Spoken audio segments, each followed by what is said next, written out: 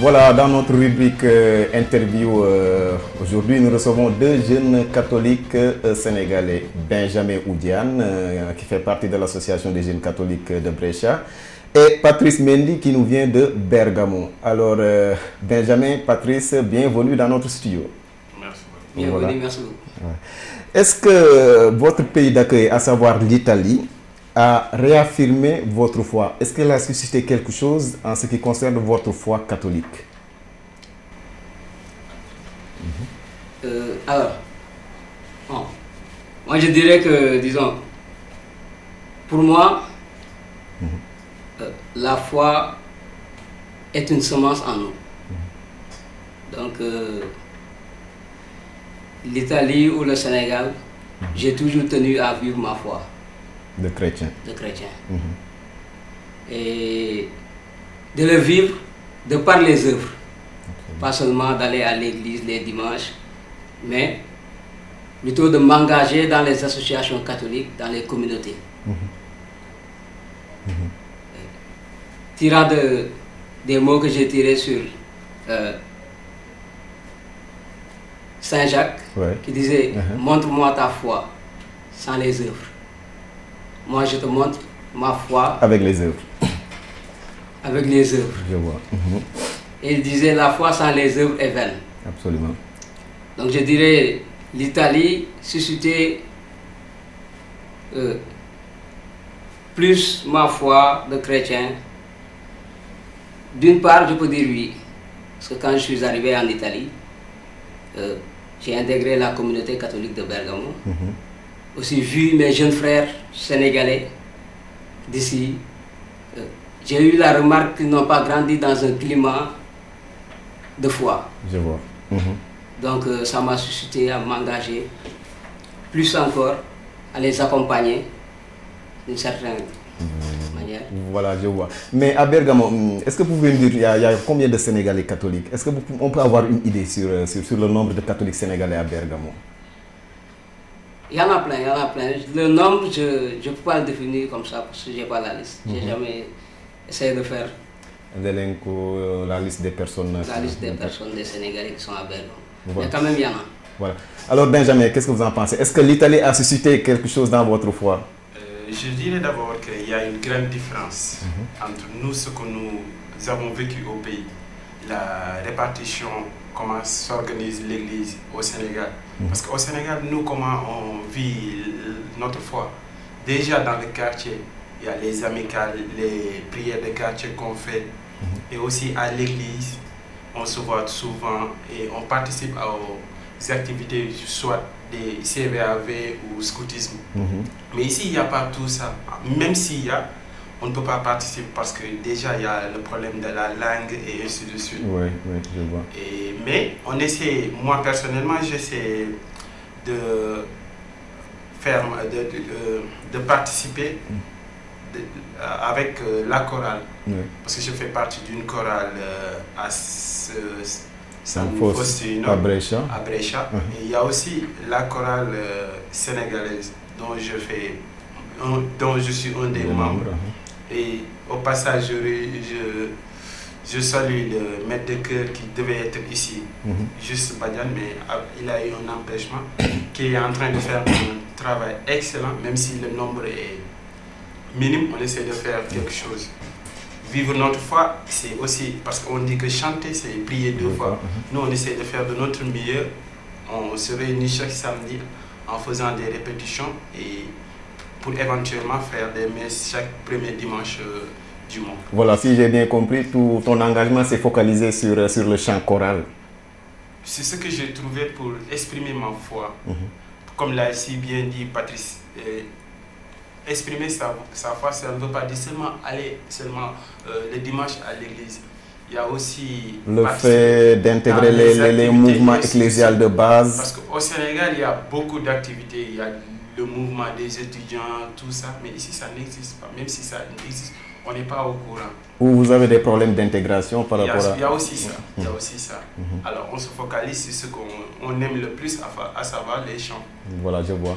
Est-ce que vous pouvez revenir un tout petit peu sur le vécu de votre foi au Sénégal? Comment la foi chrétienne est-elle vécue exactement au Sénégal? On connaît le Sénégal comme un pays à 90% musulmans. Vous êtes des chrétiens, une minorité dans ce pays, mais pouvez-vous nous parler un tout peu du vécu de votre foi au Sénégal?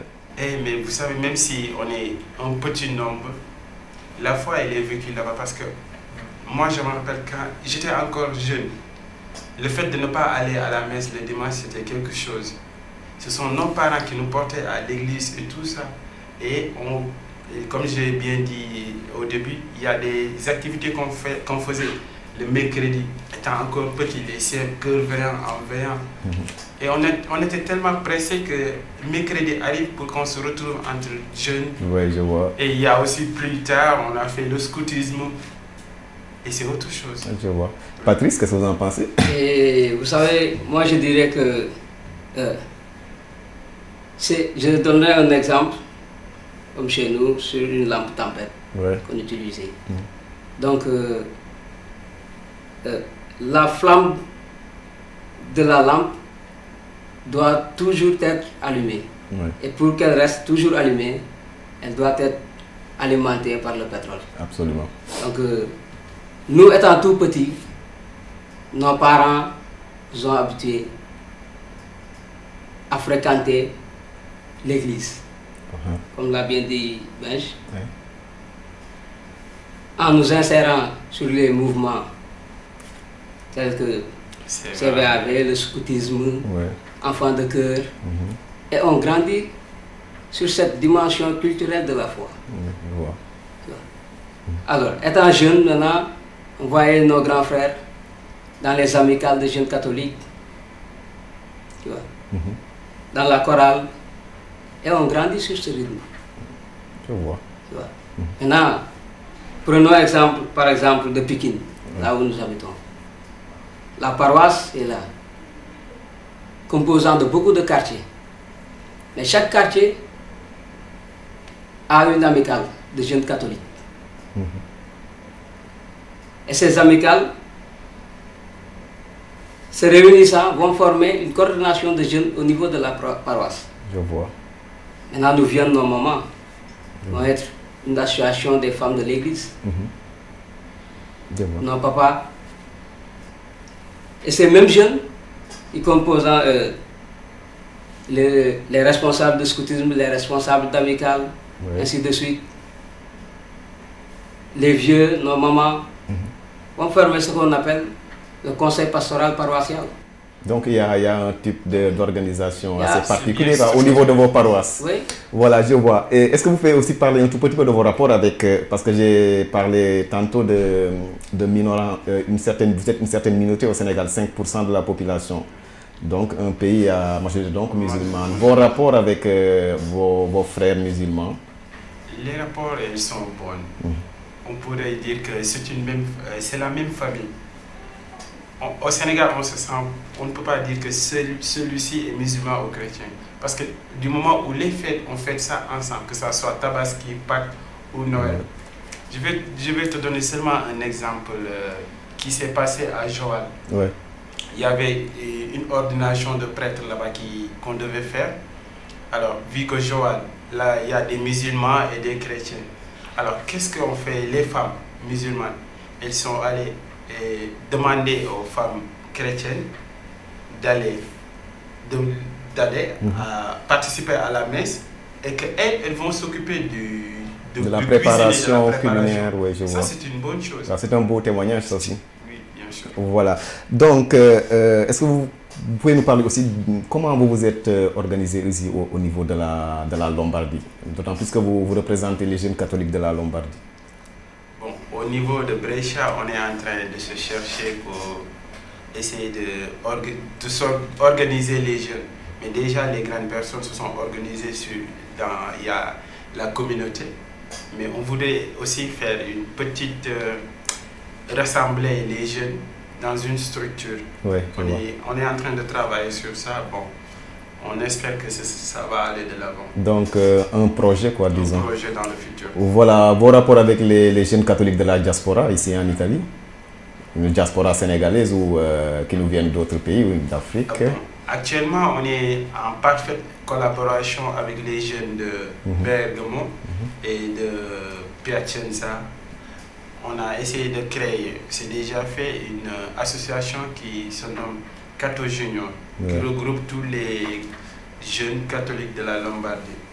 Ben, vu qu'on a aussi nos jeunes de Piacenza qui ne sont pas dans la Lombardie, on les a intégrés pour ne pas qu'ils se sentent exclus.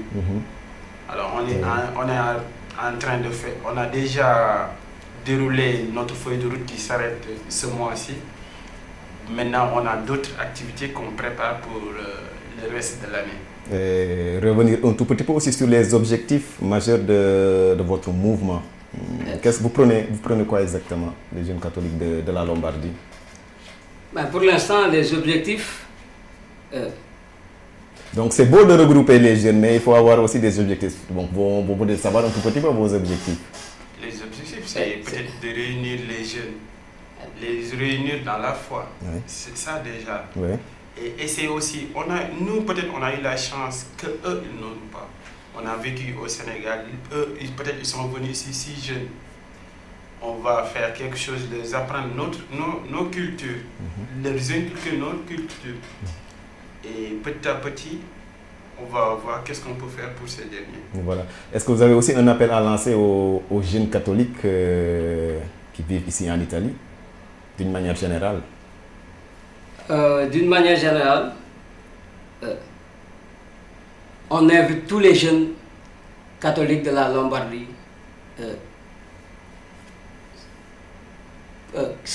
qui est dedans ou pas encore, en tout cas est invité de rejoindre l'association des jeunes. C'est une famille catholique, c'est une famille sénégalaise. Aussi, puisqu'il y a le pèlerinage, si je peux en profiter, le pèlerinage de Padova. Qui se déroulera quand exactement? Le 26 mai, je pense. À Padova. À Padova. Donc cette année, vraiment, nous aimerions que nos jeunes frères, nos grands frères, que ce soit de Brescia, de Milan, de Bergamo, en tout cas, nous invitons tout le monde à venir, à participer à ce pèlerinage. Et nous aimerions aussi que ce soit les jeunes qui portent le flambeau. Qui porteront le flambeau ou qui animeront, comme l'année passée à Loreto. C'était les Benj et les Justin Auguste qui avaient le tambour. Bon, cette année, nous aimerions que tous les jeunes viennent, qu'on vive la journée ensemble. Et puis... Voilà, c'est bon. Donc revenir, donc ce sera à Padova le 26 mai. Voilà, Benjamin, votre dernier mot. Patrice, votre dernier mot avant de conclure l'interview. Je vous remercie de nous avoir invités sur ce plateau.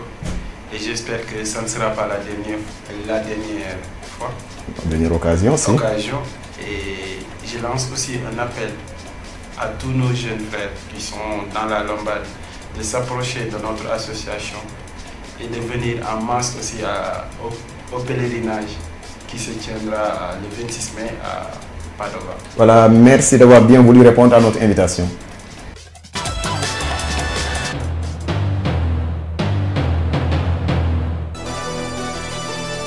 RTV Virgilio.